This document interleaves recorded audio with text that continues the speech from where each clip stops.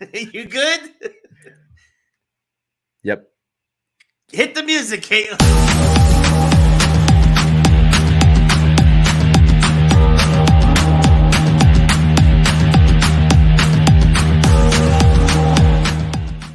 Good morning, good afternoon, good evening, wherever you are. We hope it is good, and welcome to another edition of Geeks Who Like Sports. We are back. As always, I am Ray Carcillo in beautiful Los Angeles, California. To my best friend in the entire world over in Philadelphia, Pennsylvania, Lee Elias. Lee, how's it going, buddy? Welcome back. How's your vacation? Buddy, this is how it went. My kids, Logan and Alina, won their elementary school championship in overtime against the best team by a score of 4-3. And I was so exhausted after that game, I literally just sat down on the bench while they all celebrated at sunrise. It was a cool moment. Didn't really hit me until the next morning when I was sitting on a plane going to Disney World. I was like, oh, we won that thing last night. That was pretty cool. Then I spent a week in Disney with my family, which we were very fortunate. It was really funny, Ray, because I had to turn to my children and kind of tell them, listen, kids, because they didn't know we were going to Disney until we were at the airport. Oh, that's awesome. They had no clue. They just knew we were going somewhere. Yeah. And I had to explain to them kind of nicely, like, listen, you got to have a lot of gratitude and understand that it's extremely unlikely that you will win a big championship and go to Disney World. Yes. It doesn't happen that often. Going to Disney World doesn't happen that often. Yes. Right. But the winning a championship and then going to Disney World, that doesn't happen that often. So it was a great week for them. We did a lot of great stuff. Top rides by far, Rise of the Resistance. Was very skeptical because of the storyline, but never have been on a ride quite like that before. Easily my top pick. Second pick, Mickey Mouse Runaway Roller Coaster, which again, very similar to Rise of the Resistance in terms of how the ride is made. Right. But really enjoyed those. I've also realized I've reached the age where, spinny rides, not a thing for me anymore. Also got to be really careful with any kind of motion capture. Maybe a couple proud moments. My daughter dragged me on Star Tours 4 times. That's awesome. And I kept going because I'm like, the more Star Tours, Star Wars stuff you get, the better. And they have redone Star Tours. So the last time I was at Disney, Ray, it was the original Star Tours, which was very okay. Yes.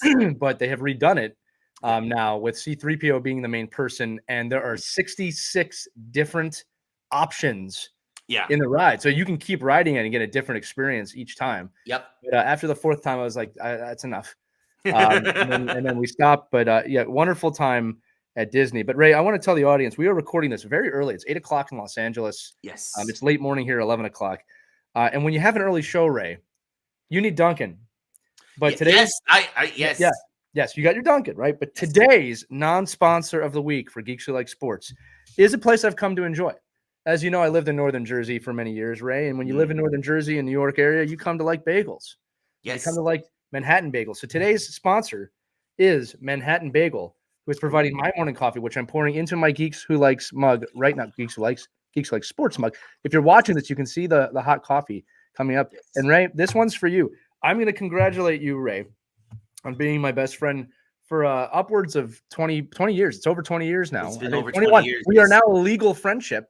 21 years. And as I said to you before the show, I was driving over here today, and I realized that your name, Ray Carcillo, for years I could have been calling you. You ready for the eye roll, folks? Ray Carcilli. And it hit me today, 21 years later, I could have been calling you Carcilli, which really kind of works. Kind of works for you, but you're not 7 years old. No. So here's to you, Ray Carcilli, and me, Lee P., which is what they called me in elementary school, on a great show today. Cheers. Also, producer Caitlin, if you're going to spell it Carcilli, it should be Carsilli, right? Because then it would still be like Italian. No, we're going to go with the way she did it. It's silly. Like, you're silly, Ray. And I mean, like, here's a cool thing, man. When you were a kid, it's like cars and silly. You would have been a hero if we had thought of this 40 years ago.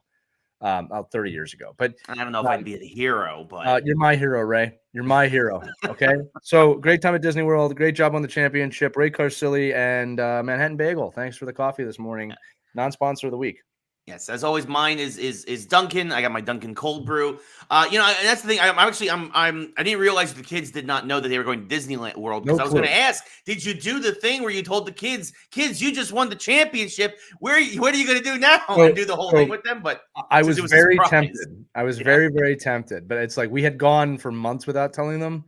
Yeah. And so I kind of asked Janet, my wife, and it's like, no, we should go as long as we can to see how long it's going to take. Right. Right. You got to commit. You've committed to the bit at that point. You got to right. follow. Now, several adults knew we were going there. That's great. So I was going around as the coach, being like, I just won the elementary school championship. I'm going to Disney World. It was funny for me, but no, the kids figured it out. And then we had a good time. Actually, a good friend of ours, Ray, her name is not Tori Panetta anymore. It's Tori Marks now. And the trip for my family. She is a Disney vacations planner. She was awesome. She did everything. I'm talking about the ride from the airport. Every day was mapped out for us. Every restaurant was mapped out for us. Wow. It really did everything for us and sent us some surprise gifts before the trip, which my kid. Oh, that's awesome. Tori Marks is a Disney planner. Highly recommend her. This is becoming another non-sponsor of the week, but I'm doing it right now. Literally, she made the trip easy, all inclusive, and I didn't have to think about anything really, other side from what ride I wanted to go on. So well, that's great. And Tori's fantastic. Tori's always been great, Mister. She always has been great, and I'll tell you what, she has always loved Disney. Like, and from the day I met her 20 years ago. Sorry, audience. Sorry, Tori. She loved Disney then, and I remember when I decided to do this, I said, I was Back to the Future mode. I was like, there's only one woman that can help me. And then the music started, and I ran to her, and she planned the trip. So thank you, Tori. Nice. She's a fellow April baby, if I remember correctly. I thought you were going to say broadcasting department. Well, she is. She lives in the broadcasting department alone. But I was going to say because our editor, associate producer Zavi is also an April baby. It was his birthday on April Fool's. Yeah, we just had a birthday cake for him here this morning. We did. Happy birthday to him. Happy birthday to Savi, our editor. Happy birthday to Ray. I believe your birthday is coming up. In 6 days. Yes. 6 days. Ray will be not 40. Yeah, no, not quite there yet. There yet. Getting dangerously as close as you can get without being 40. But yeah, you know what happened was, buddy, I turned 40 and then it was just the next day, and it didn't. Everything did kind of start hurting though. It was weird. I think maybe it's always been hurting, but now I have the excuse. It's great. Right. Yes, I was gonna say a lot of stuff started hurting for me at like 33. So yeah. Hey, it's a young show. Listen, we're just talking to our target audience here. You guys all know what we're talking about. Yes. No, absolutely. We're a Xenial show. Yes, but this is not going to be the whole show. We do have a lot to talk to you about. It has been a busy couple of weeks while Lee has been away, so we've got a lot to break down. We've got a lot of geek stuff. We've got Ghostbusters. We've got X-Men. We've got video games. We've got WrestleMania. We've got football. You can say it better than that. WrestleMania. Yeah, I'll tell you. I mean, we can't do it that way anymore, but yes. No. Yes. But WrestleMania. Yeah, that was very Carcilli of you to do it that way. It's going to be a reoccurring theme on the show today. Could you do it in maybe like a Macho Man voice? Can you Macho Man? Oh yeah, WrestleMania. Hey, that's good. Where the crop rises to the top, and the Macho Man is gonna put the world title on the line. Yeah, I see. There you go. Now I'm feeling like yeah. I can't wait. For us, we have to say that. Yeah. We can't talk like The Rock because he's cursing so much, but we'll get to that. We will get into all of that. Yeah, and again, we got hockey, basketball, football, even some football news. But we're gonna kick things off, Lee, as hope springs eternal. Say it in his Pokemon name. Say it in his Pokemon. You have to do it now every time we say his name. It's baseball season, and we have to talk about Ohtani. It makes even more sense now with what's going on. Yeah, there's a lot going on in baseball. We have a lot of baseball stuff. Oh, Ray, there's nothing going on in baseball, but I'll explain that in a minute. The biggest thing going on right now is probably still the ramifications of the gambling scandal that has engulfed the Los Angeles Dodgers and specifically their superstar Shohei Ohtani.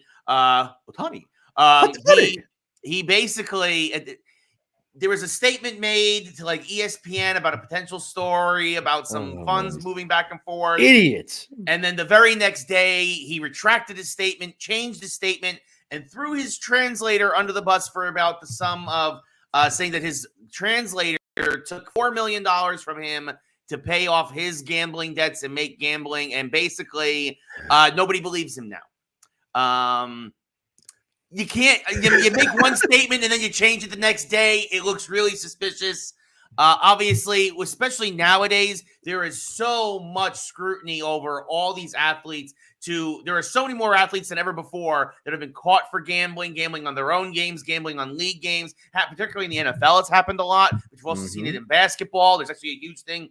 A couple of Toronto Raptors have been suspended in the NBA while they're being investigated for gambling on themselves. It has become an epidemic. Probably because, everything in sports now is brought to you by DraftKings and FanDuel and all these other ridiculous and terrible gambling sites. And so it's not a surprise that maybe Mr. Ohtani got involved in this. But in baseball, that's a lifetime ban. And as Pete Rose then very quickly jumped on and said, boy, do I wish I had a translator in the 70s. Ohtani threw his translator under the bus. Yeah. Supposedly his best friend. Supposedly the guy that he's right. That'd be like me being like, hey, Lee, you're gonna take the fall for all my gambling debt, buddy, because I ain't going to jail and I ain't getting banned from the league. So I would do it for you. That's true, because I would probably still like slip you money on the side or on something like. This is not a hard. Ray, would you like me to tell you and the audience exactly how this is going to play out? Oh yeah, please. I mean, I already have an idea of how it's going to play, but please, Lee, give us the play-by-play. Yeah, it's pretty simple. If the MLB has taught me anything over the last 20 years, it's that it's the most hypocritical league on the planet. Yes. Okay, so this is how this will play out. The MLB executives, the owners, the people that run the league, are not going to allow the greatest baseball player potentially in history to not play the game. Yeah. All right, they've already saw that. It's too much money. They can't do it. Therefore, Ohtani, who is absolutely lying, 100% lying, will have no repercussions or a slap on the hand at best. Yeah, his friend will take the fall. In fact, the owners, the managers probably told him, this is what you're going to do. Your interpreter is going to take the fall for this. You're going to slip him a few $1 million a year for doing it. Yeah. Right? And you will be scot-free. Everyone will talk about it, but opening day has passed. The baseball season has started, and you are already seeing that people are not talking about it too much anymore. Okay. Yeah. So nothing will happen. Nothing will happen. Again, at worst, a slap on the wrist. They are not going to keep the best paid player in baseball from playing baseball, especially for one of the top two teams in the league, meaning the Yankees and the Dodgers. They won't allow it to scar the game, because at the end of the day, my friends, professional sports is an entertainment business. Yes. And they do not care about playing fair as long as your butt is in the seat and you are watching it on TV. And they are not going to remove the greatest baseball player potentially of all time from that operation. So therefore, nothing will happen. We will continue to play baseball. And I have come to be somewhat at peace that baseball is a hypocritical league. And let's just play ball, right? Because it's not going to do anything. If they want to make this right, honestly, put Pete Rose in the Hall of Fame. Yep. And everything will be forgiven. Yep. You hypocritical bastards. Well, and then that's the thing, right? Is that, let's shoeless Joe Jackson and his legacy back in the game. And like, it's time at this point. If you're going to take all this money from all these gambling sites, and then again, and it's going to come out, I guarantee you, once Ohtani's retired, it's going to come out absolutely 100% that he was lying, right? Like, it's just a matter of delaying it till after he's retired. And yeah, this is just another black eye on baseball. So the black eye on Rob Manfred. They just think they're invincible, dude. They think nothing can stop them. And it's really stupid. Yep. But that guy has literally the most money ever paid in a baseball uniform ever. Yep. So it's not going to matter. And yeah, you're right. It's hypocritical. It's horrible. And I do like that people are bringing forward that like the league can take money from these sites, but the players can't partake. Hypocritical and stupid. I'm sorry. I didn't mean to cut you off. No, it's fine. It's basically we're on the same page as usual. Nothing will happen. Yeah, nothing will happen. And the thing is, and this isn't the only black eye right now on baseball. As we've continued to talk about many times here on the show, we're gonna head up the California coast from Los Angeles to Oakland, California. This is a really interesting thing that's going on up there. There's the city of Oakland is reaching out to the A's. Of course, there's a huge history there. The Athletics, who started in Philly, went to Kansas City, and now has spent most of their history in Oakland. The city is like, look, we get that the lease is running out. We're going to try and cut you a deal. We don't want you to go for the next 3 years while the stadium is built in Vegas to Sacramento, right? Where, by the way, you'll probably lose your cable deal. You're obviously not going to get nearly nobody's going to go to those games either. Oakland has reached out. They said, we will extend the lease for you for an extra 5 years in the Oakland Coliseum. This it also gives you some leeway if the stadium in Vegas takes a little extra time. $20 million a year you pay us. And also at the end, you also give you all the ownership that you have in the Oakland Coliseum. You give it back to the city. This way we can do what we want with the stadium and whatnot. So, and in exchange, and this is a good deal because in exchange, remember, that also means that Oakland will keep their TV rights in Oakland, which is worth $300 million, right? Like even for a bad franchise, the TV rights is still worth a ton of money. Right. And all this. And the owner of the A's is kind of like, yeah, I'll think about it. Maybe I don't know. Maybe I don't know. Maybe I want to go to Sacramento. And by the way, Sacramento has said we don't want the Athletics here. We don't want you here. We don't want you in a minor league stadium. We don't want you. So, and by the way, and now Vegas is saying they don't want the Athletics either. So this might be the best deal for the Athletics as that deal continues to get wrinkled out. But Lee, I mean, this is actually, I'm a little bit of a surprising olive branch from the city. I think it's more just the play. I think to get the rights to the stadium back, or all of the rights to the stadium that Fisher owns a chunk of. What are your thoughts on the city of Oakland reaching out to the Athletics here, as it might be a swan song for the franchise in that city? Well, I think it's a great PR move for the city of Oakland to let the fan base of Oakland know, hey, we're trying. Don't hate on us. We didn't do anything wrong here, right? Which is smart PR. I think it also opens the door for baseball to return there one day and kind of Oakland saying, look, this is not us doing this. This is the A's. Yeah. Well, and that's also, by the way, that's part of the deal as well, is that Oakland has also reached out to Major League Baseball that if they were to do this, they want a 1-year exclusivity right. If baseball decides to expand, they want a chance to bring one of those expansion franchises to Oakland. Right. The A's have just been a marketing nightmare the last 3 seasons. I mean, people are boycotting going to games, and that's not good. Yeah. So this deal works if they can get the fan base to show up. And if the A's are smart, what they'll do is they'll do okay, it's time to show us that you want Oakland A's baseball to stay here. Yeah. Right. You've got 5 seasons to prove it.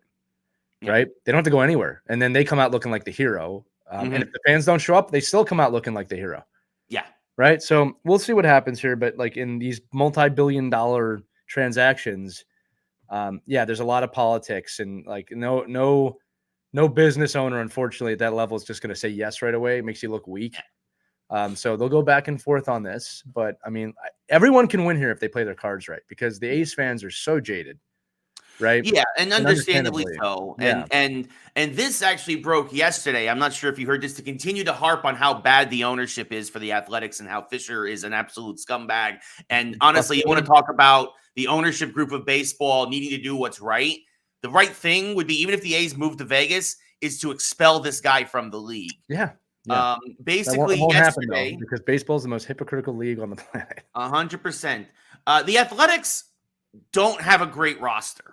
Right. This has been part of their move to Vegas, has been to kind of gut the team and try to make them as uncompetitive as possible. But they still have a couple of guys who have some diamonds in the rough, as it were. Brent Rooker, who came out of nowhere last year, their left fielder DH, who put together a very nice year. Esteury Ruiz, who is a speedster in center field, who started the season 3 for 7. They think he's going to win a stolen base crown at some point, which, by the way, if you know the history of the Oakland Athletics, is a big deal, going back to Ricky Henderson, right? Ruiz was sent down to the minors yesterday, and Brent Rooker was benched. And the rumor is because the A's are trying to not only continue to lose, but even lose with the guys who could help them win right now. And part of the reason why those guys in particular were punished is supposedly they were wearing bracelets made by a company that was part of the protest against the Athletics ownership. So because there were obviously been a lot of protests in Oakland against athletic ownership, save the A's, keep the A's in Oakland, because these players wore material from local businesses that were part of the protests. Again, supporting Oakland, supporting the city they're a part of. And again, this is all hearsay, it's all rumor, but 1 + 1 does equal 2. Oh, they wore these bracelets. They were part of that from these companies that were part of the protests. And then suddenly a kid who has a lot of potential gets sent back to AAA, and your one legit, maybe future star in the team gets benched. It looks really curious, Oakland. And you're not fooling anybody. And Lee, I just want to get your thoughts on the Oakland Athletics, not even trying to hide the fact now that they're just trying to lose 120 games again. this is my take and my problem. Mm. I get very annoyed and upset when any team in professional sports loses sight on what their role is in professional sports. And I am going to use a hometown team. I'm going to use my Phillies as an example. Mm. Over the last 5 seasons, they have just nailed understanding our fan base, understanding us. Bryce Harper has been a huge part of that and understanding how important this team is to the city and how important the city is to the team and the people are to the team, right? People love the Phillies in Philly again. All right. And I'm going to remind you, this is the losingest franchise in professional sports historically. Yes. Okay. There's some kid in Oakland that knows nothing about what's going on and just wants to go to a baseball game with his parents or his uncle or whatever. And it's not going to happen now because these idiots have completely lost sight of what's important. Yep. Right. And this has always been my problem with billionaires when they lose sight of reality. Not every one of them has, but they just completely lose sight about what's going on. It's all about them, the egomaniacs involved. It's just ridiculous. Yeah. So whether you're leaving or not, like there's a way to do it. And this is just so stupid. And unfortunately, it's kind of par for the course for Oakland of just cheap, horrible decision-making, bare minimum thinking. And I hate it. Yep. All right. And it's like, I have no respect for that. It's like what the Marlins used to do. Marlins are a different team now than they were 20 years ago. I will give them that. Yeah. But what they would do to their fan base, it's no different than what WB is doing, right? Yep. It's like the same scenario to me. I don't understand any entertainment organization that does not devote themselves to their fan base. Yeah. And I'm going to say this, it's always your fault. It's not the fans' fault that they don't want to show up. That's your fault. Yeah. So, well, and again, the A's fans showed it last year. They did the reverse protest and sold out the stadium. I know. It just shows you how powerful the people are, and it's so stupid, Ray. It's just it's so dumb, so dumb. It's brilliant. No, it's just dumb. Yeah. Right. It's a shame. It's a shame, and like honestly, look, someone's gonna win the Vegas sweepstakes on baseball, and that team's gonna do good for 100 years. Absolutely. And again, I think that the owners of the A's had a little bit of Vegas glitter in their eyes there. And look, from a business standpoint, I understand it. I can understand the draw of Vegas. Sure. But they underestimated this entire situation. And look, when you have crappy leadership, if crappy leadership follows the team to Vegas, they'll still be a crappy team. Yeah, well, and that's why, again, I really think that even if the A's do move to Vegas, I think it would be good for baseball to get rid of Fisher as the owner. It won't happen. And that's it won't, but it should. When you look at the Golden Knights and the Raiders and the well, obviously the Golden Knights have won the Stanley Cup. Yeah. All right. And the Raiders are trending upwards. Yes. All right. Yes. I mean, it's only a matter of time. And look, Vegas is a great sports city. I don't care what anybody says. I don't care how young they are. I've been super impressed with that. I think people often forget that there is a massive population there that's not visiting.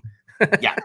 No, there's like 3 million people in the surrounding area. Right. It's a major city outside of the Strip. Yeah. All right. And a major military city too. Right. Yep. So there's always people coming and going. But I just, I can't stand when people do this. And, I think of the great owners in sports like Mark Cuban, who really understood the Mavs fan base and wanted to bring them back, right? You see what's happening with Philadelphia Flyers right now with Daniel Briere and Keith Jones, revitalized the entire organization to a point now that the fans are being ridiculous about where we are at in the standings. I'm like, guys, last year we weren't even in the race. Now we're in a good position in the race. Yeah. And people will get to hockey in a bit, but we'll get to it. The Flyers do have the inside track right now. We will get to that in a bit, however. Right. I'll just say this, and you know this. I've built businesses on fan bases. I have worked with teams that have had fan bases, and I always put time into the fan base to make sure they know we care, and to also make sure that they understand. I don't need to listen to you when it comes to the play. I don't need to listen to you when it comes to tactics. Right? That's not your job. That's my job, or that's the coach's job. But I will listen to everything you have to say. I just don't have to implement it. And that's usually enough. So anyway, City of Oakland, good job. Smart play. I appreciate you. Yeah. Yep. So we'll see what happens there as, of course, that story continues to develop. Yes. Schmuck of the week, the Oakland Athletics. There you go. Yeah, well, the ownership group for the Athletic, Fisher and his whatever cronies he has there. A couple of quick other baseball stories. We've already had the first no-hitter of the year. Nuts, isn't it? Ronel Blanco, who came out of nowhere. He's 30 years old. This is his only starting. He's basically gone between the minors and majors a lot for his career. He's only starting because of all the injuries to the Astros rotation. And he pitched. He no-hit the Toronto Blue Jays yesterday to get the Astros their first win of the year after they got swept by my Yankees. But yeah, no. So congrats to him. It's a great story to see somebody like that just come out of nowhere who's been grinding, and then now reach baseball immortality. So congrats. Even I can say congrats to him. It's the 17th no in Houston's history. And yeah, just a really, really great story. Even if I hate the Houston Astros. Well, and yeah, like you can't deny a no. And it's like when Lorenzen came in last year and just did it out of nowhere. Like you just have to have a great game. That's it. Yep. That's it. Everything clicks for one day. And also speaking of my Yankees improved to 5-0. There are 4 undefeated teams still so far in baseball. One of them, the Pittsburgh Pirates. I was just about to say the Pittsburgh Pirates wow. are 5-0 for the first time since 1983. Since the 1900s. Yes. Not even the late 1900s. Yes, the 1980s. Before Lee and I were born was the last time the Pirates started off 5-0. Oh, man, it's going to suck when they come back to earth. Yes, well, and that's the thing. And I'm telling a lot of folks right now, and I get it. I'm even as a Yankee fan, I get it why people are excited.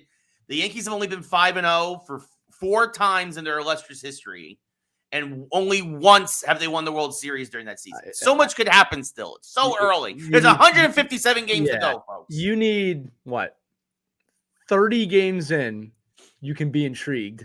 Right. I think 45 games in, you start to see things shape up. Yes. And then you got to wait forever. Yeah. And then you get the road to the playoffs. Right. You can't really start to make assumptions about teams until Memorial Day. That's my rule. You have to wait for I Memorial say in Day. hockey that you need the first 10 games, you got to wait 10 games, which is I think on the fractional scale, it's the same thing in terms of games, but be excited. Look, be excited about 5 wins. Nothing wrong. We're not telling you not to be excited, but be realistic at the same time. And the other undefeated teams, the Milwaukee Brewers, who are 3-0. Yeah. They swept the Mets in their opening series. Because the Mets suck. The Mets, a former Philly too, helping them out with that.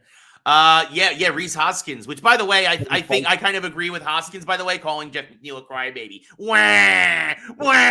Jeff, that was great. Absolutely loved it. Yeah, it might have been a little bit of a late slide, but at the same time, but it wasn't a dirty slide, in my opinion. Not at all. No. Not at all. And to be fair to McNeil, the only reason, again, he was mad because he did slide up on his leg. I mean, McNeil's leg was there longer than it would have been normally because he was bobbling the transition. It was just a weird bang play, and McNeil's a crybaby because he plays for the Mets. Yeah, if he threw a kick, I would have said, "Oh, okay," but whatever, man. It's sports. It's baseball. McNeil's got to get out of the way. Right. That's it. I'm sorry. It was a clean slide. He stayed in the bag. So, and then the Mets continued to lose because they lost now to the undefeated Tigers last night in extra innings. The Tigers also undefeated. And I said this on my State of the Yankees. I did something I do on my TikTok. By the way, and I officially put it here so it's out there. I know the Yankees are 5-0. I still think our ceiling is 88 wins, and I don't think we make the playoffs because I don't think we have the pitching. I hope I'm wrong, but that is officially now also in Geeks Who Like Sports lore. I'm staying by my prediction even after our 5-0 start. I still think our ceiling's 88 wins, and the American League East is just so stacked. I think the Orioles will win the division.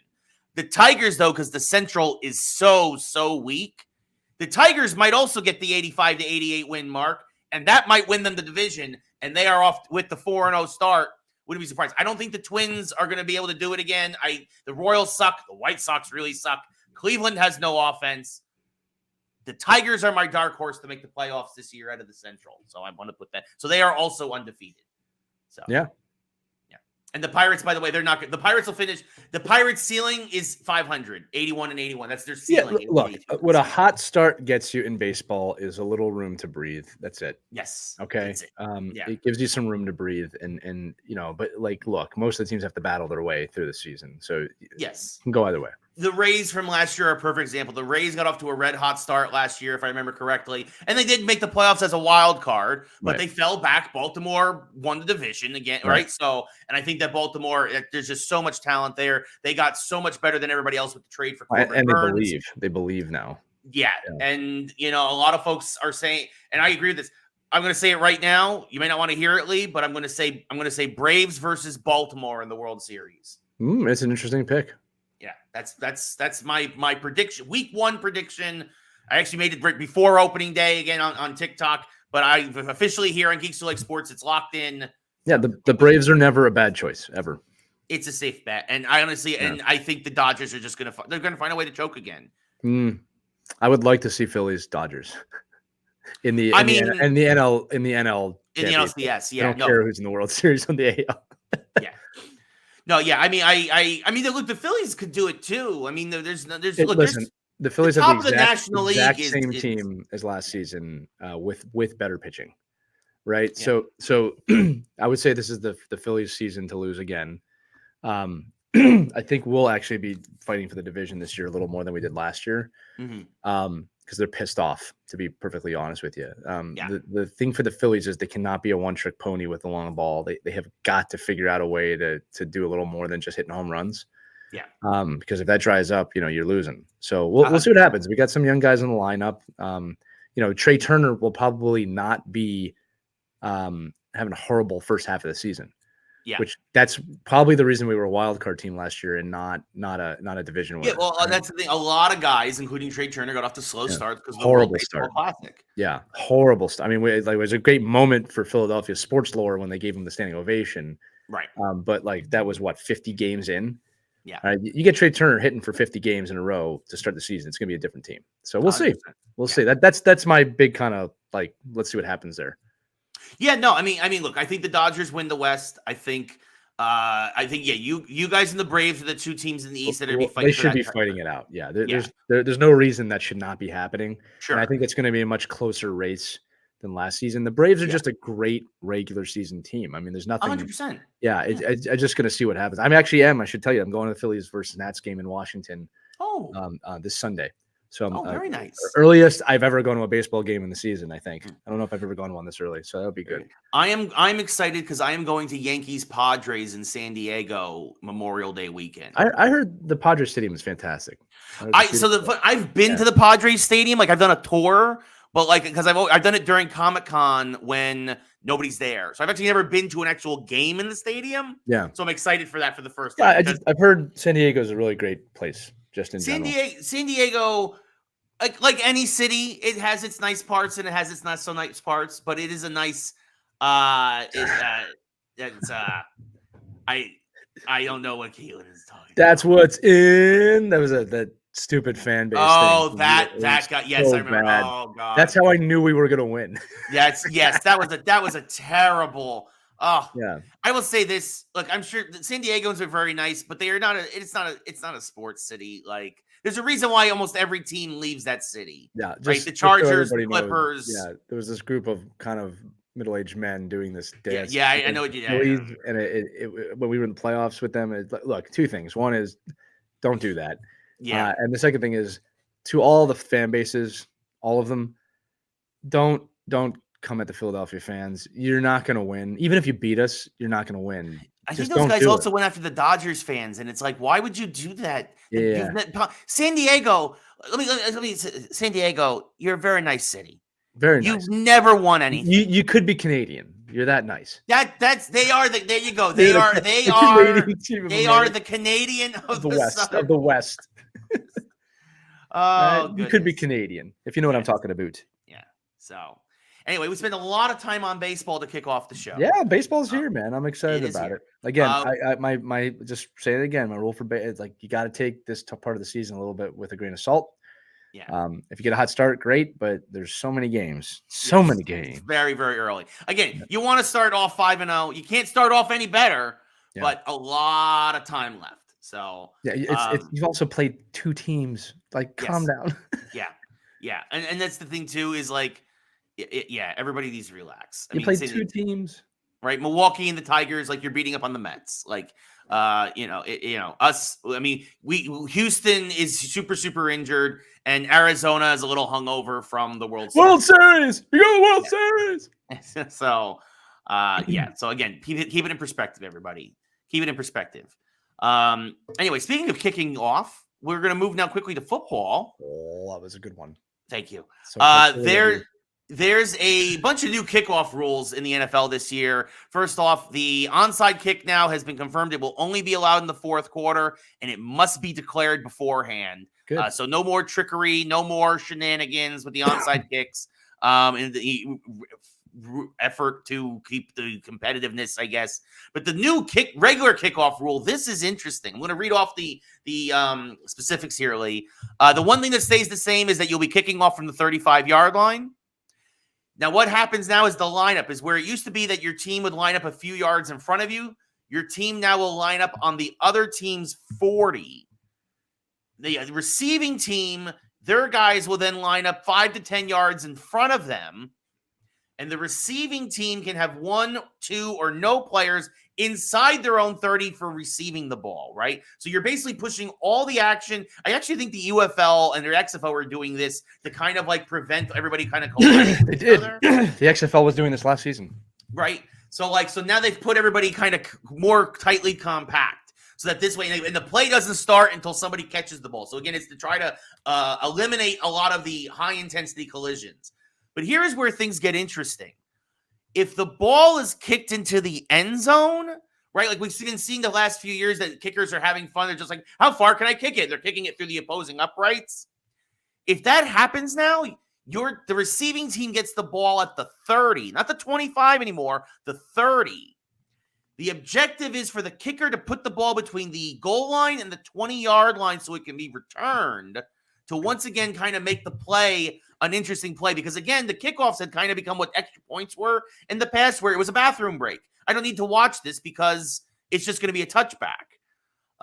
Also, if the ball is kicked out of bounds or short of the 20, it is or short of the 30, it is once again going to be at the 40-yard line. So that penalty is expanded. There are no more fair catches allowed, and any kick that lands in the landing zone must be returned. So, Lee, I'm really curious to see. I'm really actually looking forward to the preseason because I'm curious to see how this is going to play out. But it sounds like there's going to be a lot more strategy now involved with kickoffs again. What are your thoughts? You made kickoffs a more important play. Finally, yes. Yeah, that's my take. This is great. It's good. The XFL, UFL now did its job in putting out new rules. The NFL saw it, and I give the NFL kudos for just making the change. And because one of the biggest problems in pro sports is the inability to make change. Now, I'm all for testing things. Like, I understand why the NHL uses the AHL as a testing ground. I understand why sometimes Major League Baseball will use the minors. Yep. Even though they don't ever change anything for 100 years. Yeah, I know the electronic strike zone's working great in the minor leagues, but we still don't have it in the majors. Yeah, it's so stupid. It's so dumb. But the other thing is this. Look, you had the XFL and now again the UFL. Great testing ground in spring football. You can see how it works. It worked fantastic in that league. Yep. Every play should matter. Yes. Every play should matter. It should not be an excuse for me to go to the bathroom. Right. Yep. And what you've done now is you've kept me at the TV. Or make me rush back to the TV, I should say. Yep. To see what's going to happen. And again, when you give professional coaches, good coaches, a chance to try new things, they're going to try new things. It makes the game more exciting. So good on the NFL for doing that.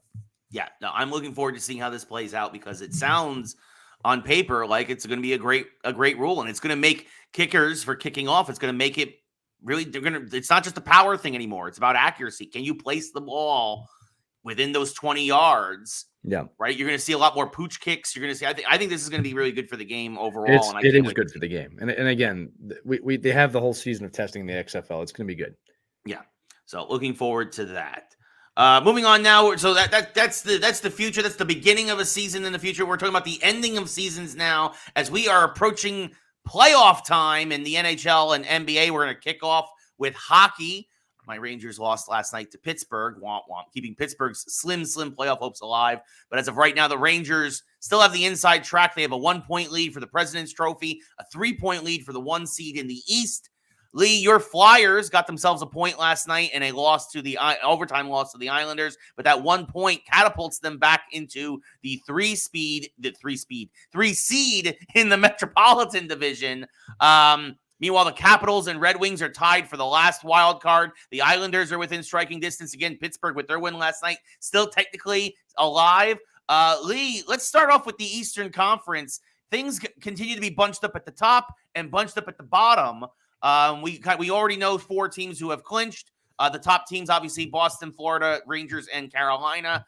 But Lee, what are your thoughts on the playoff picture? What do you think of your Flyers? What are your thoughts as we move into the last 2 weeks of the season? Yeah, the top teams that you mentioned are on autopilot at this point, as they should be, just kind of maintaining and doing well, making sure you don't get injured, making sure you get healthy, and making sure that you keep a playoff mentality. I will maintain again. I think this is the Rangers' year for those bottom teams, especially in the Metropolitan. Very exciting race to the finish. We're at the point of the season, as you said, that every point matters, and the Flyers, who are extremely injured at the moment, starting to have players come back, are finding ways to earn points right now with a limited lineup. But the big news in Philadelphia is the signing and now playing of 6'7" Ivan Fedotov, our new goaltender. And I'm going to say it right now, Ray, and because Flyers fans are panicking a little bit, which again I think is such nonsense. Yeah. Because we're in a very good position right now. I think we have like an 85% chance of making it. I highly doubt Detroit and Washington are going to go on a 10-game winning streak to finish the season. Right. And even if one of them does, still doesn't mean we're not out. Right. I just want the Flyers to make the playoffs. And I think when Fedotov gets going, when he gets going, watch out. That could be a major dark horse going into the playoffs. If that guy shows up, and my friends, he is big. He is a big dude and takes up a lot of the net. Right. So with the Flyers' work ethic, if they can get healthy and he's in net, that's a team that can get to the second round now. Right. Yeah. They just have to get in. That's a team that could easily pop off one of those top 4 teams you were talking about. Well, and I was about to say, like, I'm actually happy that you guys have moved back into the 3 spot because you don't want to face I would much rather face Detroit or Washington in the first round as a Ranger fan than face you guys. Well, my gut is that's what's going to happen. All right. Again, look, the Detroit and Washington have been very inconsistent. The only thing that swirls in my head a little bit with that situation is just they have games at hand. All right. Yeah. But I think the Flyers, looking at the schedule, they've got could easily go 500 in that time. Yeah. But knowing the way they play, I think they're going to do a little better than that. And I think they're going to be in that 3rd seed or the first wild card spot. But we'll see what happens.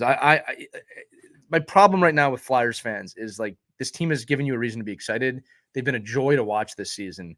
And now like the normal Philly narcissism is coming in at the end of the season. Oh, you missed the playoffs by 1 point. Sucking. I was like, guys, shut up. This wasn't the year. We're not going to ahead of schedule. I know it's like really far ahead of schedule.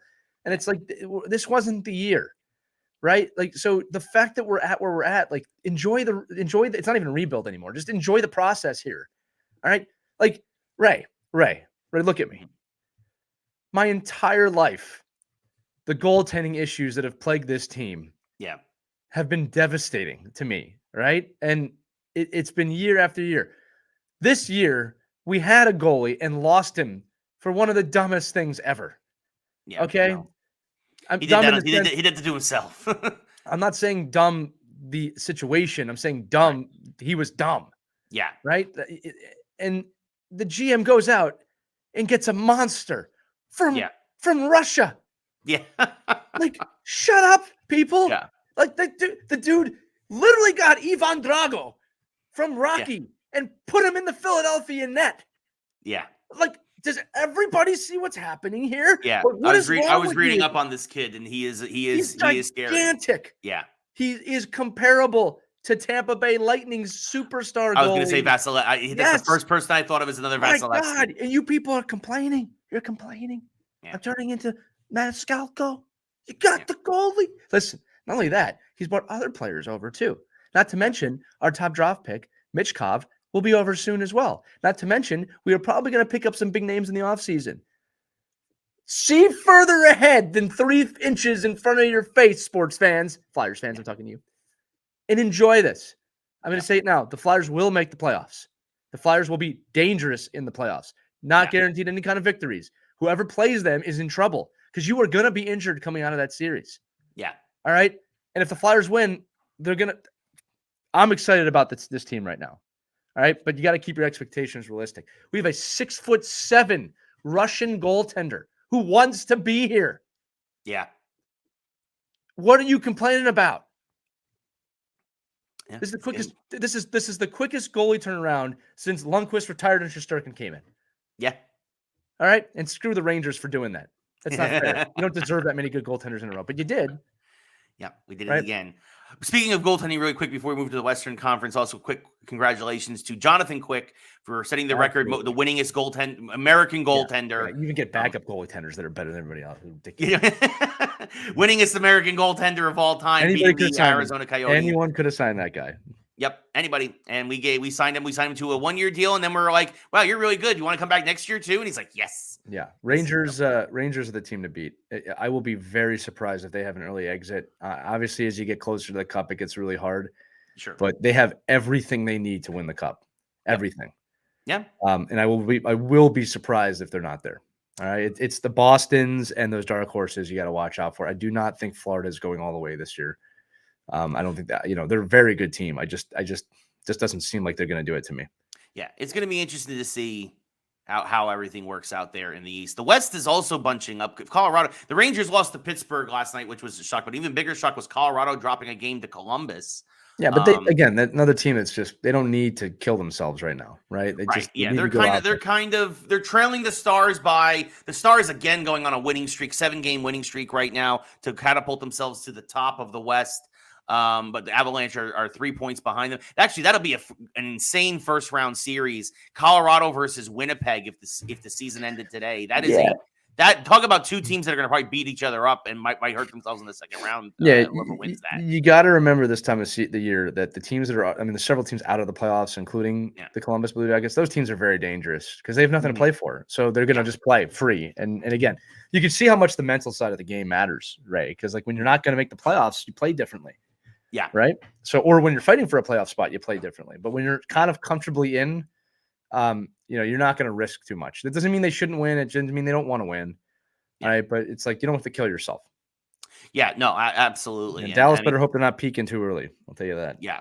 Well, and that's funny enough. Just go back to the East. That's what happened to the Rangers last night. It looked like Pittsburgh was taking chances. You don't usually see a team take, and they paid off for them to keep their very slim playoff chances alive. They needed those 2 points last night. Right. And like you said, desperate teams have desperate matters. And again, back to the West, brings up the Minnesota Wild, who did something interesting this week where they sacrificed the 1 point in overtime by pulling their goalie. They lost to the Golden Knights. I didn't even realize this was a rule. Oh, it is. Well, because we've never seen it happen. So with the new overtime rules, folks, if you're not familiar with this like I wasn't, if you pull the goalie and then the other team scores in the empty net to end the 5-minute overtime and end the game, you don't get the 1 point for overtime. It's not an overtime loss. It's just a loss. You lose. That's it. You get nothing, sir. Nothing. And that's what Minnesota, again, a team with very, very slim playoff chances, were like, they did this once and it paid off for them against Nashville. And they're like, we need to do it again. And they did it against Vegas. And Vegas was like, you ain't doing this twice. And I think it was Marchessault who buried it and beat Minnesota, which basically pretty much Minnesota's basically done. They just have to win out, and basically you have to see the Kings absolutely collapse to like make the playoffs at this point. But I think that's the difference between the West and the East, is that the West, you kind of know the 8 teams that are going to be there. The Blues are still within striking distance, but it's pretty much going to be, I think the Predators and the Kings are going to be the wild cards, and that's pretty much it. Like you know who the 8 teams are in the West. It's just a matter of seeding. Whereas the East, you've still got a few teams that are more alive within striking distance of that last wild card. Lee, what are your thoughts on the Western Conference and what's happening there? Vancouver near the top, surprisingly. Vegas now starting to really heat up as we knew they would, especially after the trade deadline. What are your thoughts? Yeah, so St. Louis trails LA by 3 points, and LA has a game in hand. So that could flip, but that's the only thing that could change in terms of making the playoffs at this point. And look, made the better team win. LA obviously has the advantage in that situation right now. It's going to come down to that schedule. Minnesota losing the point. I don't know. I go back and forth. Like my attitude is the hockey gods were probably only going to grant you that one time. So I don't think they should have tried that again. Yeah. But with that said, they're just shy of 10 points out. You got to try something. Yeah. But I don't know if sacrificing a point, it was too dangerous to me. Like, Yeah. I don't think you can give that point up. You should try and win in overtime. Yeah. Right. So that was a mistake. I also think too that, fans, I'm going to be blunt with you as a hockey coach. Fans look at overtime incorrectly. All right. It's a lottery. It is such a lottery to win in overtime. Well, you got to put the right players that you. It's 3-on-3. It is a lottery. Everyone is extremely talented. All right. And it's like they said, like, you want to know the truth about overtime? The Toronto Maple Leafs have the biggest advantage in overtime in the league. Yeah. Because of who they have on their roster. Right. It doesn't matter who you put out against Mitch Marner, Austin Matthews, and whoever. John Tavares. It doesn't matter who you put out. Well, they're winning that game. Yeah. Usually, like 8 out of 10 times. So, I think people look at overtime like, okay, it's not as tactically sound as you think. Like, if you miss the net, you miss an assignment, that's game over. All right. So I applaud them for taking the risk the first time. I don't think they should have sacrificed a point this late in the season. At this point, yeah. Yeah, when there's an honest chance you can get 2 points. Yeah. Right? An empty net with a sacrifice point is not the better play to me other than keeping a point and trying to win. Yeah. Right? So anyway, now everybody knows that rule. But we'll see what happens. Yeah, the West is so typical of the West. The West is kind of locked and the East is all over the place. And it just seems like that every year. I think the Metropolitan Division is one of the most competitive divisions in hockey. Oh, 100%. Yeah, and I think that's why it's so exciting. And I love seeing the Flyers there and the Devils not. And I'm excited about the Rangers. I told you I'm like this weird hybrid Flyers Rangers guy. But I have good reasons for that. Yeah. But I love watching the Rangers play hockey this year. They are so fun to watch. And as a hockey person, that's exciting for me. But no, in the West, Vancouver's not going to the Cup. I mean, Colorado looks so mean. Yeah. Like, they look like a playoff team. They look pissed off and mean. And while Vancouver's had a wonderful regular season, they don't come across as mean to me. No, even that. I mean, Vancouver is surprising how good they've been. I think. I could have seen Vancouver improving over last year for sure. Nobody expected this. No, but they've cruised all season. Like I said, they had 100 points right now. It's just they got fat on They beat all the bad teams. They beat everyone they're supposed to beat. Right. Yeah. But I don't think they're going to be able to beat, like you said, Colorado, Vegas, Dallas. I'm going to say this again. I said this is true of baseball too. The regular season is not the postseason. And you can build a postseason team. Yeah. All right. That just makes the playoffs. LA proved this.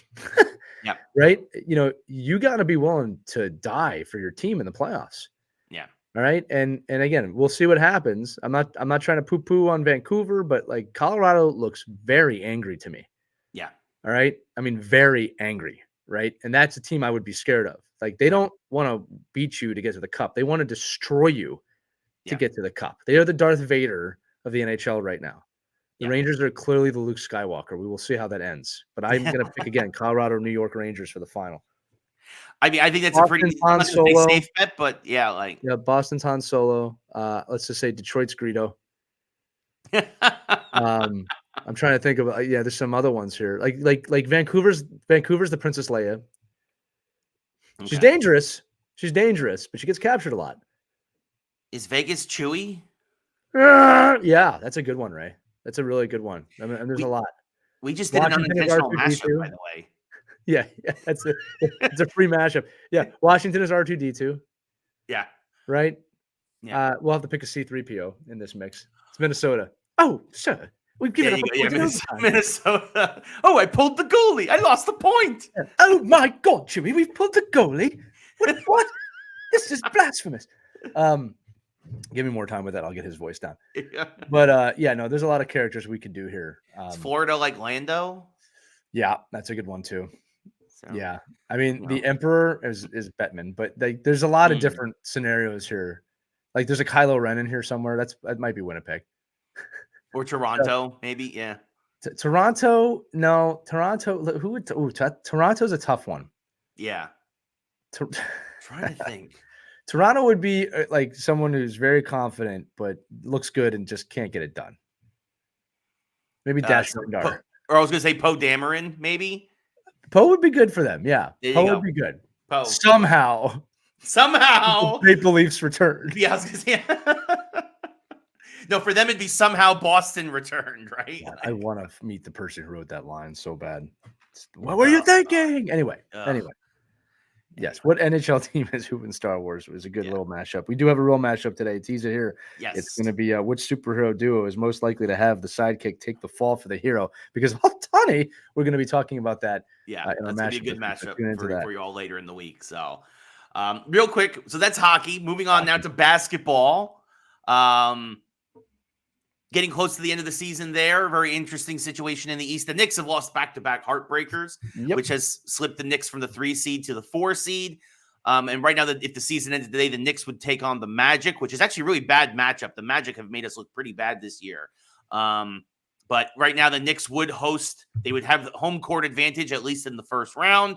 The Knicks can, again, Jalen Brunson, arguably the best player in the league, is having a career year, was probably one of the best signings ever a couple years ago. The Knicks, here's the thing about the Knicks. If the Knicks get healthy, right, they've got OG, they've got Randall, they got a couple of guys banged up, but it sounds like everybody's going to be coming back just in time for the playoffs, maybe get a couple games under their belt to warm up. That could make the Knicks very dangerous. Dangerous enough to take down Boston at the top of the conference? I don't know. But if you told me the Knicks would make it to the Eastern Conference Final, I could believe that. I could believe the Knicks could win 2 rounds and get to the Eastern Conference Final and then lose eventually to the Celtics. The Knicks are dangerous, folks. There's a different Knicks team this year if they're healthy. Yeah. A team who windows seem to be closing, though, Lee, is your 76ers, as they've slipped down to the 8th seed in the play-in round. They'll make the play-in round. So we'll see what happens. If they get healthy, they will win that easily. If they don't, it's like it always comes back to Embiid, man. Yeah, and if they win that game, it does come back to Embiid. They would play the Bucks, which would be a really interesting series. Yeah, look, the Celtics are going to win the East. This is basketball. There's no surprises, right? The Celtics are going to win the East. The West is a little tougher to predict, but we'll see. Yeah, well, I mean, that's the thing. In the West right now, the Thunder have a half-game lead over the Nuggets for the 1 seed. The Nuggets, of course, the defending champions. I still think the Nuggets would be the team to beat if those two teams easily meet. This is their time for sure. Yeah. I mean, that too. And speaking of championship windows closing, right now the Lakers and the Warriors are the 9-10 seeds. They're in the play-in rounds, and they would have to win. One of those would have to win 2 games to make it to the playoffs. I don't think either one of them are going anywhere, even though here in LA, all anybody's talking about is the Lakers and Warriors, while the Clippers are the 4 seed. Right. But I will say this: I think part of the reason is that if the season ends today, the Clippers would take on the Mavericks, and I think the Mavericks would beat the Clippers. Right. I really do. I think that's, I think the Luka is just would go off. I think Kyrie is, at least for the moment, has his head on straight. You never know with him. And that's the one thing. Honestly, the Mavericks could beat themselves. If Kyrie becomes Kyrie again, which we all know how much of a head case he can be, then the Mavericks will implode and then the Clippers will move on. But if not, I think the Mavericks are the better team in that regard. And then, and again, I think the Nuggets, though, would be the team. I think Boston versus Denver, and then I think that'd be actually a really good final. Yeah, I mean, look, it would make the most sense. The only way Golden State or the Lakers go far is if they get 10 years younger very quickly. Yeah. Right. So, I mean, look, it's always possible. You never know. I mean, the Lakers did win that midseason tournament, but a lot of it comes down to, those teams are older. Like they are 10 years older than they were when they were going, win. Yeah. So we'll see. I think the Celtics and Nuggets are, they're just built to win right now. Yeah, if those aren't in the final, something happened. Yeah, and that's always the thing, right? There's always a caveat: injuries, suspensions. Who knows what's going to happen? There's always a curveball that could be thrown, or a team that just gets really red hot, like the Heat did last year, and Butler just literally willed them to the finals in the NBA. But so it'll be interesting to see what happens there. So, the finals. Moving on now. Speaking of the finals, it's kind of almost like Super Bowl time if you're a wrestling fan. We are days away from WrestleMania. That was good. See, that's what I was looking for before. There we go. Good stuff. WrestleMania 40 is on the horizon. The card is still it's now solidifying. We've got some extra matches. We've got a tag match between Rey Mysterio and Dragon Lee and Dominic Mysterio and Santos Escobar, which basically is kind of a rematch of last year where it was Dom versus Rey, but now it's a tag match. And it's like, I can't believe a year later we're doing the same thing with these guys. One fun caveat is that the 6 tag team ladder match, Michael Cole made an announcement last night saying that the match is not over until both pairs of titles have been retrieved. Now, for those who don't know, they've had for a long time, it's been the unified tag championships, the Raw titles and the SmackDown titles.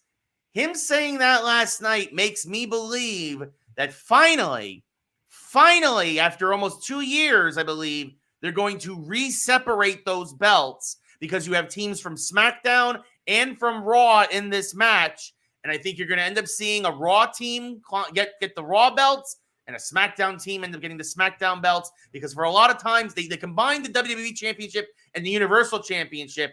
And people have been wondering, why haven't you done the same with the tag titles now? This might be the reason why they might finally redivide those titles. This would be the time to do it. And that caveat makes me think that will happen. Lee, before we get into the big main event predictions, what are your thoughts on that idea? Oh, I think there's a lot of tectonic plates moving in the WWE right now, and I think they're situating themselves for success, and I'd say there's a high chance of that happening, buddy. And I like it. I like that idea. It creates another storyline for a whole year. Yes, absolutely. And then it also elevates multiple tag teams at once, which I think is a great thing. And I think that the tag division could absolutely use that. I also still stand by prediction that the Judgment Day will lose those titles, that whoever wins those belts, the Judgment Day will not be one of those teams. I think you will see a different SmackDown champion and a different Raw champion, and good on them. I think everybody who's in that match is in that match for a reason. I think it's a great chance to elevate a lot of talent very, very quickly. You've got 12 men in a 6-tag ladder match. I'm super excited for this. Not saying we're going to get like TLC level, chaos like we did way back in the day with the Dudleys and the Hardys and Edge and Christian. But there's a lot that there's a chance that match could steal the show, or at least the night that it's on. So, because anytime you involve ladders, who knows what's going to happen? Right. And then, of course, you mentioned tectonic plates. That makes me think of rocks, i.e. The Rock. Lee, The Rock has been stealing the show. His social media, the stuff, I don't know if you saw after the show on last week's Raw. I've seen all of it. Yeah, it's phenomenal. The heel Rock is best Rock. And even though I really do think that Cody and Seth, even if Cody and Seth lose the stipulation, I do believe that Cody will win the Universal Championship. He is 100% going to win. And yes. They're putting that kid through the biggest beating of his life. Yes. And he's earning the right. Like, you're starting to feel bad for the guy. Yes. Which is why all the more reason why he's got to have to win the title. He's going to win. He's going to win. And Ray, I'll say it. I've been predicting Attitude Era stars coming back. And as you saw, that truck in the background had John Cena and Stone Cold on it. I believe people are going to show up at this match to pull the Rock into hell. Well, did you see what happened on Sunday with Stone Cold on his social media? No. What was Stone Cold's like, so I'm going out here, feed my chickens. I got my pickup truck. I got my chicken feed. I got my tools in the back. And somebody, I don't think it was a damn Easter bunny, lift me a basket full of beer. Yeah. It's like somebody's trying to butter me up for something. See that? So I'm telling you that this is what I think is happening. I think Dwayne Johnson, not The Rock, Dwayne Johnson went to Cody Rhodes and said, listen, we're going to give you the biggest beating you've ever had in your entire life. And you're going to take it, and you will be WWE champion at the end of it because you will earn it. Yes. You will earn this. Yes. The other thing, too, is that, the only way to pull The Rock away is with the attitude. I mean, they're ushering in a new attitude era. I mean, it's pretty obvious with the way they've been handling this lately. Blood, belts, cursing. Which you can do now. I think they're also getting ready for Netflix, which is where they're going to be able to drop the F-bombs and definitely go more PG-13 pretty quickly. So it's been brilliant. I'm glad it's finally here, because this if The Rock kept going on the course he's going, it's going to get old. Yeah. Like this is hitting the pinnacle at the right time. Like, I don't need 3 more weeks of that. Right. No. Like, this has to end now. Yes. And it's time. And I think they've set this up beautifully. But Cody Rhodes is going to be WWE champion at the end of this Yes. weekend. I think that Yeah. he's earned it. I Yep. think the fans aren't stupid. I Yep. think The Rock knows that. I think everyone's happy to see him again. I think there will be twists and turns at the event that no one saw coming. But John Cena looks like he's going to show up. Yep. Right. So I mean, we'll see. And I wouldn't be surprised if a few other Attitude Era stars. Again, it would be so fitting if they drag The Rock away. Yeah. Right. I don't really want to see Roman versus Rock. Like I don't need that. You don't need that. I mean, if it's gonna happen, you do it at SummerSlam, maybe, but like. Yeah. It's not, or even just Backlash next month over in France. I could see, doing the first ever pay-per-view in France, The Rock going over there to help draw that crowd. Yeah. And then kind of just ending it there. But like, yeah, it was funny that Lin-Manuel Miranda was there yesterday. And it's like, well, that's the guy who wrote Moana too. Yeah. So okay. Like we're starting to see that trickle in a little bit, but a little more Hollywood. I gotta say it, dude. It's like The Rock's film career was just wasn't going down. It was stagnant. Fluttering a little bit. And here he comes back to WWE and just shows everybody, I'm the man. Yeah. Final Boss, brilliant marketing. Oh, fantastic. Brilliant. Fantastic. So I'm interested to see what happens here, but my wish is for the greatest of the Attitude Era to come and drag The Rock away. That would be so cool. Yeah. Especially if the Taker is there. Yeah. And then having Cena there too, it's also kind of like a passing of the torch. It's a passing of the torch to Cody. And I do believe, and again, also I predicted this as well with WrestleMania. I think they continue to tease the triple threat US title match. Randy Orton is not going to win that, folks, because I think this is just something for Randy to do. And then I think you can have Randy very quickly. You can insert Damian Priest into the title picture. You can put Randy back in the title picture because you're going to need people for Cody to fight after this. Yeah. Because after this happens, that's it. It's done. He has just earned it so much. Yeah. And I'm going to say it again. If they don't let him have it, it's like, oh, what are you guys doing? Well, I mean, it's a huge mistake. And they basically said it like they said it that he won't get another chance as long as The Rock is in charge and Roman is still the title holder. I'm going to say it again. He's done everything they've asked him to do, and he has taken a beating the last 2 weeks. You got to let him have it. Absolutely. So yeah, WrestleMania 40. We'll have a full recap on next week's show. WrestleMania. Yes. And make sure to check out the New to Wrestling podcast with our friend Savi and our editor, as obviously he is heavily into that and talking about it. I believe he will be at WrestleMania in some capacity this year too, as it is in Philadelphia, and everybody here is very excited about it. WrestleMania. Good for you guys. I almost got tickets to WrestleMania this year. I went to last year's WrestleMania in LA. Yeah, I remember that. But yeah, unfortunately, just could not get the stars to align this year. So also, it was reported that Travis Kelce and Taylor Swift were in Havertown, my hometown, this week. Oh, visiting Jason Kelce. It was funny because everybody in Havertown was like, "She was in Havertown." She was in my hometown. But that's cool. That shows you when they don't want you to know where they're at, they do it. Oh yeah, they can disappear very easily. Anyway, speaking of disappearing, we're moving on to the geek section. Apple, some of Apple's stuff maybe disappearing soon. As this isn't the first time that something like this has happened, but it's the first time I think Apple is really having their feet held to the fire. They are being sued by the government in an antitrust lawsuit. Now, this is a big deal because they're basically targeting Apple for basically having a monopoly, that their app store is basically dual standards for the app store and really kind of having a stranglehold on who can succeed and who can't. And this kind of is spurred out of the lawsuit brought by Epic Games for what they were doing with Fortnite a few years ago. And this is a big deal because it could break up.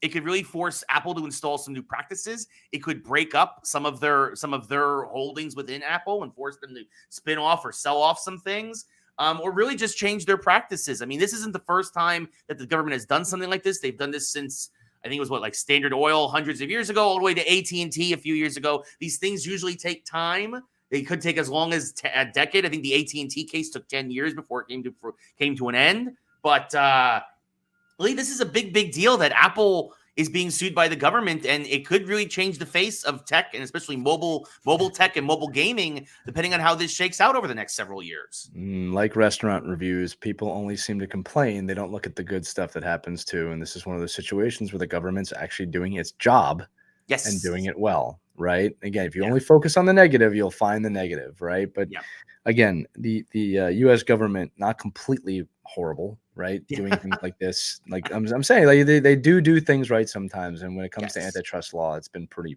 good. But look, Apple's one of the biggest companies in the world. They'll find a way through this, but I'm not against for monopolized breakups. It's not good for anybody. So we'll see what happens with that. But nothing new, right? It's just the next company to have this happen to them. We'll see what happens in the future. Yeah, and it's also, things with Apple with the selling of privacy and certain data. There's a whole bunch of things to this lawsuit. It's actually fascinating. And also, I mean, folks who know if folks have an Android in the US, right, basically Apple doing things purposely to make it more difficult to communicate with Android users, more difficult to put Apple programs on Apple as it is on Android. It's really fascinating to see how this could shake up the industry as a whole and level the playing field. Shows you how powerful Apple is. Like, everybody says, oh, I got the, Apple's very powerful, right? Yes. First $1 trillion business, right? Yeah. They're powerful. Absolutely. You know who else is powerful? The Ghostbusters. I haven't seen it yet, and I don't want you to spoil it for me, but you can have some fun with me if you want in this section. I was in Disney all last week. I plan to see Ghostbusters this week. I apologize, Ray. I failed you. All I wanted to do was talk about the Ghostbusters. I know, but we'll have to save it for next week because I'm sure a lot of people here haven't seen it yet because it's getting panned by critics because critics are morons. Critics are morons. It's not a bad movie, folks. It's not. If you're a Ghostbusters fan, you're gonna have fun with this movie. That's what I expect, and I'm looking forward to seeing it. I am so tired of critics panning movies. Like, shut up and go away, please. There's little nitpicks here or there for me, absolutely. I will say this. And you'll see this in the trailers. It's a very big cast. But I will say this. I think for me personally, Dan Aykroyd stole the show. I thought he's the heart of the Ghostbusters for a reason. And I think that I think they did what they've always wanted to do. I wanted them to do, which is now Ray Stantz is kind of like the elderly patriarch of the Ghostbusters. He's the wise man who can kind of give guidance to the new generation. And I think they did a great job. I will say that a lot of newcomers, Patton Oswalt was a lot of fun in this. Kumail Nanjiani was a lot of fun in this. And the folks by the way, there's a big complaint going around, and this is super minor for me, where they're like, well, the big bad wasn't in the movie as much as I wanted them to be. Ghostbusters has a formula that has worked. You look at Ghostbusters 1, Gozer doesn't appear until the end of the film.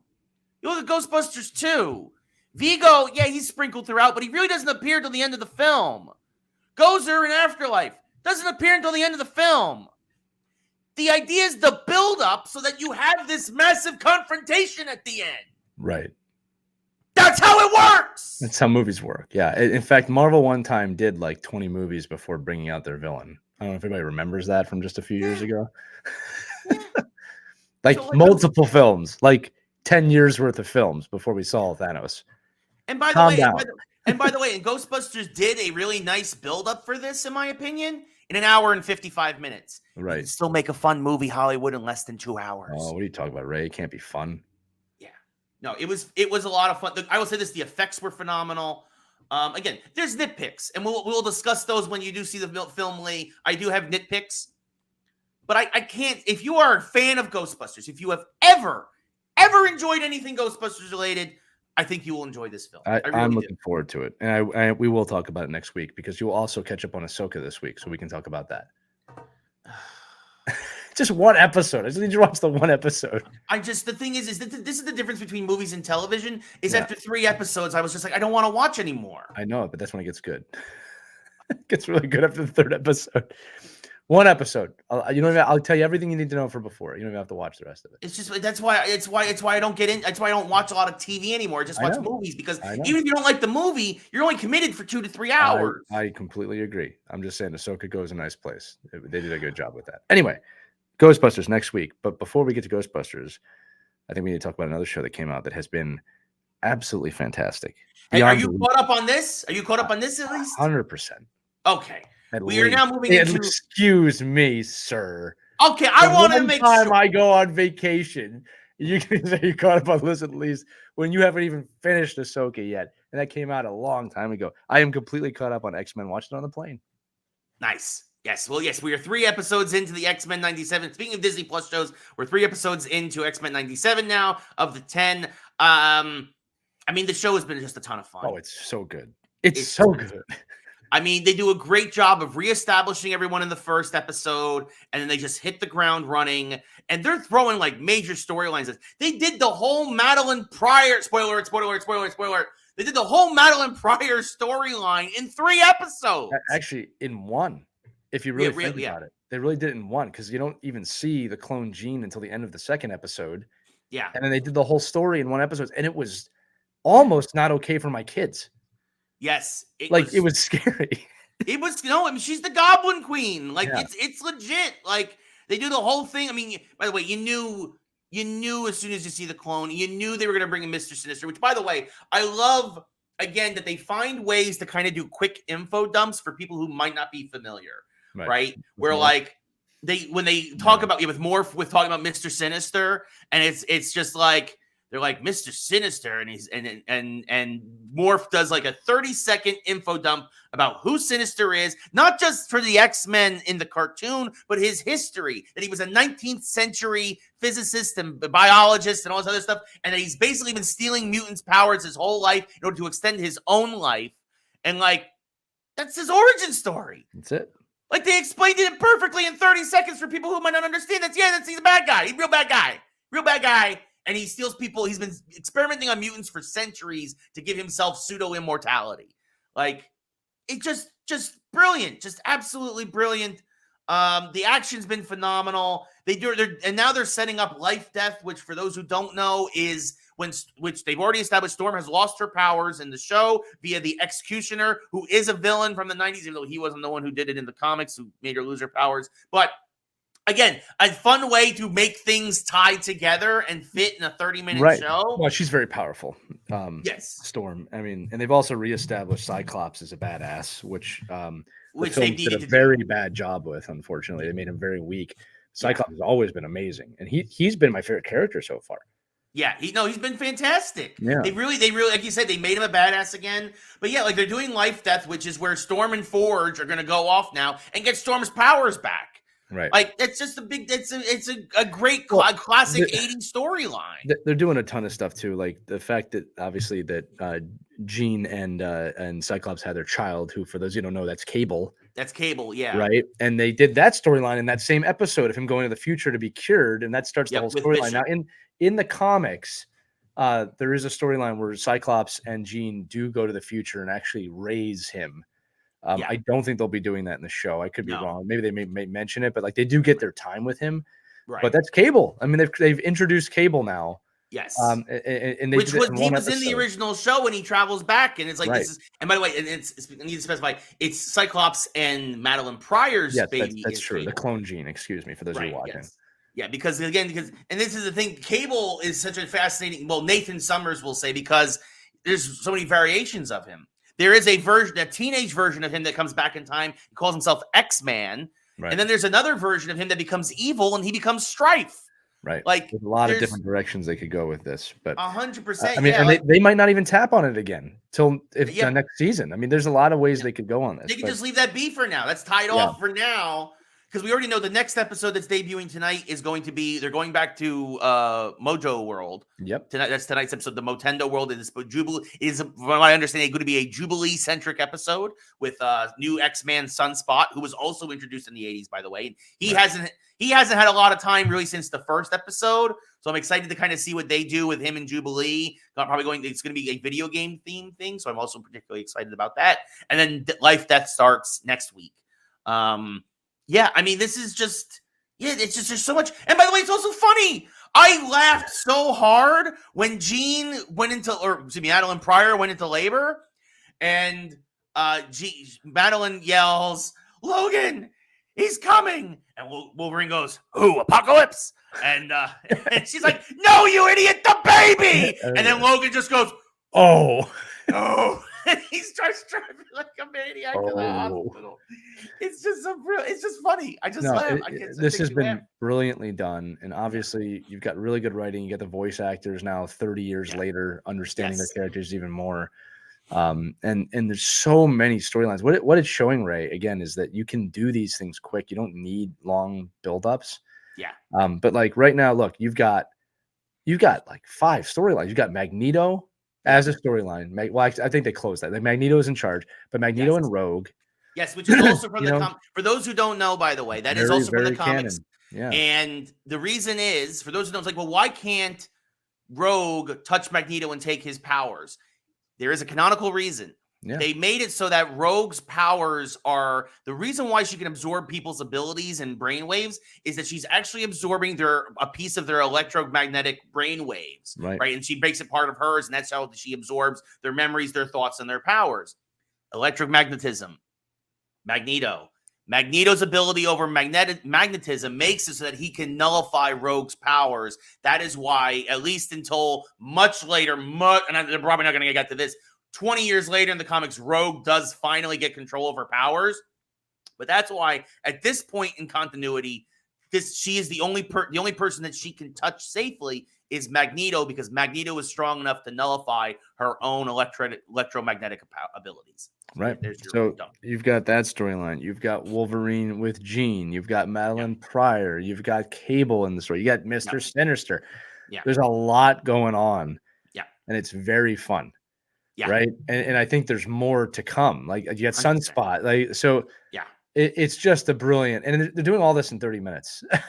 Yeah, that's the amazing thing. It's really well done. And like I said, they're going to get green light for another season. If there's they've been greenlit. They are a second season is right. Like, that's the thing. Supposedly they've begun work on a third season. The thing is that it's going to have a different showrunner because of all the stuff that happened with the showrunner. So right. So we'll see what happens. But it's been very well done. I'm excited. I look forward to these episodes. I much more than any other show in a while. Yeah, no, it's great. And it's another episode debuts tonight from when we're recording. Yeah, so when you're hearing this, that's out already. So the 4th episode is out. Yes, the Motendo episode. So we'll have a full review of that next week. And speaking of great things from Marvel, this was a fun surprise. A trailer dropped last week for a new game called Marvel 1943: Rise of Hydra. This is taking place in World War II. You play as Captain America, and you play as I think it's T'Chandra, which is the grandfather of T'Challa. So it was, again, the Black Panther mantle gets passed down from generation to generation. So it is T'Challa, his grandfather is the Black Panther, and they meet in World War II, and you get to play as both Black Panther and Captain America in this game. It is the brainchild of Amy Hennig, who, of course, helped create the first couple of Uncharted games. So she has a tremendous pedigree with storytelling and action-adventure, and I, for one, cannot wait, because I think that Captain America during World War II is a ripe chance for action-adventure, and who doesn't love killing Nazis? Everybody does. But look, it's just a really fresh take on a time period that we don't usually see Marvel playing with in video games. Yeah.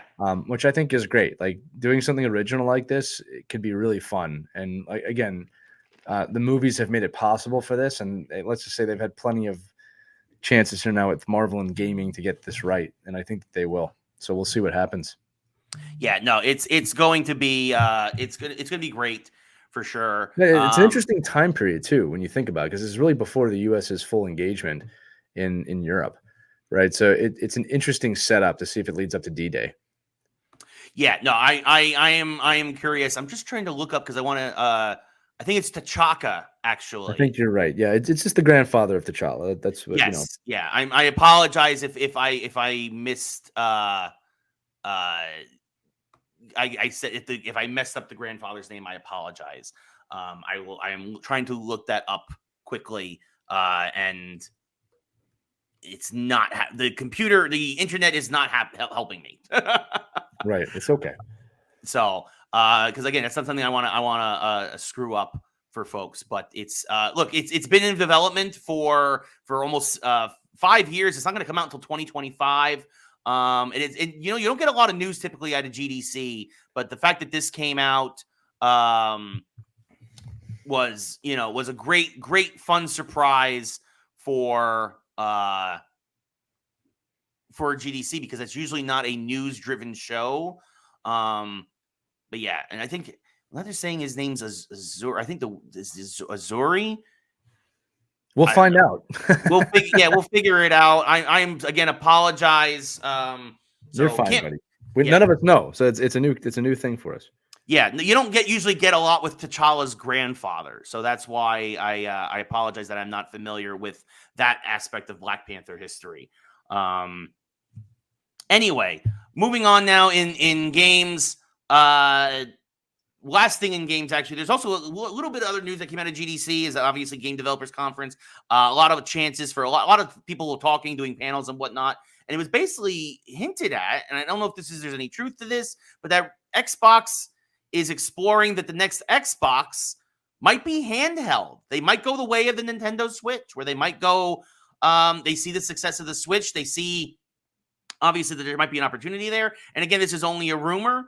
Microsoft has already proven that it's more powerful than the PlayStation 5 with the Xbox Series X. At least it goes Xbox Series X, PlayStation 5, Xbox Series S. But, that's, again, if you're splitting hairs. But, the fact that it might be handheld is fascinating because this isn't Nintendo's had basically this part of the market monopolized for decades. Sony tried several times with the PSP and the PS Vita and failed terribly to make even a dent in the handheld market. But here comes Microsoft, and again, this is just a rumor. There's been no confirmation, but that it sounds like they are exploring that the next Xbox might be handheld. Lee, your thoughts? Ray. We do not need consoles anymore. I've been saying this for a long time. Okay, so this is what I actually think is going to happen. I think that if it's not this generation, I'll be very surprised. You don't even need a console anymore. You just need a subscription. If Xbox is smart, if any of these companies are smart and they want to make a lot of money, do not sell a $300 to $500 console anymore. Sell a controller that connects to your TV. Sell a handheld device that you can bring with you. Sell a subscription for your phone. Sell multiple ways to play, not one, right? Yeah. The brilliance of the Switch is it connects to anything, right? You don't even need a console anymore. The streaming services are actually strong enough in most places now. You can just buy an Xbox subscription, download the app, and you're playing. Yeah. I'm not wrong.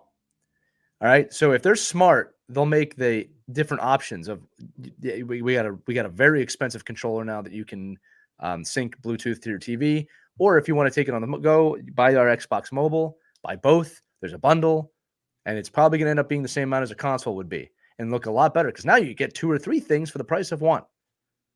Yeah. That's what I think is going to happen, right? Nintendo has changed the game with literally and figuratively with the Switch of look, no, we don't have to be locked into our TV anymore. I think the Xbox moniker is going to be play anywhere you want. Play on your TV, play on your phone, play on our handheld device, play on your computer. Like that's what they should be doing. They could take over the PC market if they wanted to with that. And they're pretty equipped to do that. Yes. Microsoft. Yeah. Right. Yeah, they kind of have a almost a monopoly on the PC. Yeah, I'm just saying, like, people, we're enough times gone by. You got to get apps for your television. You got to get apps for your phone and your computer. Why would you not sync them all together? Where like you have a subscription to Xbox, and there's different ways to play, right? Yeah. And pick your poison. Pick the way you want to play. If you don't want to play on your TV, that's fine. Just get the handheld, right? But like that's what I expect is the next Xbox going to be. The bundle will be the controller, the portable device, and an annual subscription to Xbox. Yeah. For the low cost of probably $299 or less. Yeah. Well, I mean, that's part of the reason why the Switch is so successful too, is that the price point is it lowers a barrier of entry for a lot of folks. Again, listen, I'm sorry. This would be the bundle. Game Pass. Yeah. Xbox subscriptions, a little different. Like they go hand in hand. Controller, portable. Yeah. And potentially the subscription goes across all platforms.